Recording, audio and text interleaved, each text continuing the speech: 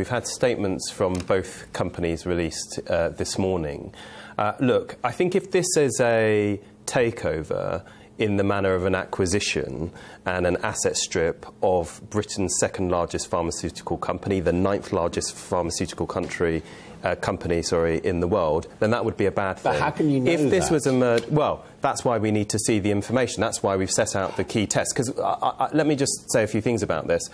One thing, what are the guarantees here that there is going to actually be investment in this target company going forward? How do we know we're not going to see a situation like that we saw with the takeover of Cadbury by Kraft with various... Well, Pfizer actually shut down a facility it took over in Sandwich. So how do we know we're not going to see a repeat of that situation? What guarantees can be given? The other thing is, we've been told that the management will be UK and a US management, but where is the head of the beast, if you like, actually going to be based? OK, it's welcome that they're proposing... They said it's going to be on the New York Stock Exchange. But they've said that the they will have a UK holding company and its tax base will be here. But where is the central driving force of the company going to be?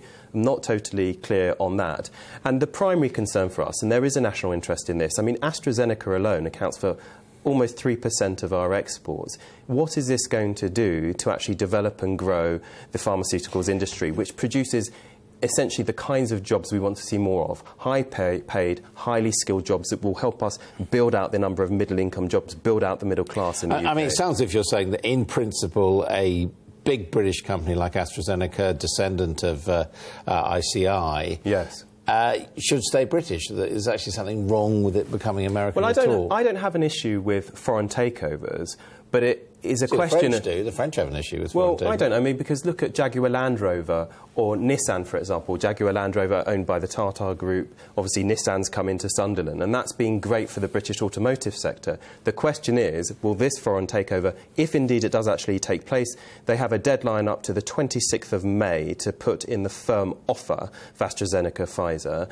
Will this be good for the British pharmaceutical industry in the way that, say, Tata and Nissan coming into automotive has been good for the British car industry? If it is deemed to be good for shareholders because they'll make a lot of money out of it, is there actually anything which the British government can do about it, which Vince Cable can do about it? Well, this is one of the reasons that we've said that the takeover rules need to be looked at. And, for example, we think that short-term speculators should be prohibited from getting involved in a takeover situation once you're into the offer period. Of course, the directors are obliged to act in shareholders' interests, but we know that we changed the law when we were in office to ensure that a broader range of stakeholders' concerns could be accounted for as well. Even without that change, could Vince Cable stop it, do you think? I'm not sure whether he has the power to stop it unless he can find some competition ground to do so. But I think the government ministers should be taking an interest in this. It is perfectly legitimate for us as policymakers to take a view on this because it is in the British national interest. And I want to be very clear to the board of Pfizer back in the US, we are going to watch this very carefully. This is one of the crown jewels in Britain's business community. And the idea that we will just sit back and not take a view on this and not be very clear where our interest lies here, well, you know, we're going to have our say. And what we want to see, if they are going to come in here, we want a commitment to long-term investment in UK British pharmaceuticals companies.